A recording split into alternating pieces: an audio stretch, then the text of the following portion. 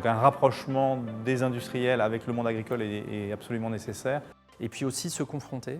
Je pense qu'on est aujourd'hui dans la nécessité d'être dans des sociétés, ou en tout cas des systèmes ouverts, où on va à la rencontre à la fois du consommateur, du citoyen, des ONG, des institutionnels. Voilà. Et c'est comme ça, puisqu'on est sur des enjeux globaux qui nécessitent effectivement, on va dire, une coalition d'acteurs pour bouger les lignes en profondeur.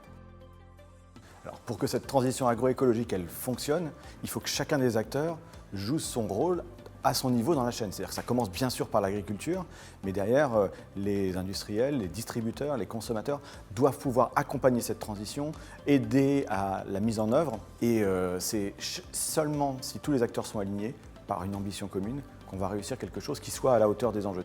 Ma conviction, c'est qu'il est urgent de changer de modèle, d'être en contact régulier avec les gens qui font et les gens qui consomment et de créer du lien entre l'amont et l'aval et d'intégrer toutes les parties prenantes. Voilà, ça me semble être des exemples qui nous permettent d'œuvrer pour cette transition. Je pense qu'aujourd'hui, tous les acteurs sont concernés par cette transition agroécologique. Il y a un alignement unique en ce moment de tous les acteurs, c'est-à-dire les consommateurs qui souhaitent cette transition et qui souhaitent être acteurs de cette transition, des entreprises qui ont compris que leurs clients veulent le faire et de la société civile, des associations, des ONG. Il y a également des gens comme Deloitte qui jouent ce rôle de conseil, qui vont aider les entreprises à réaliser cette transition, parce que ce n'est pas simple.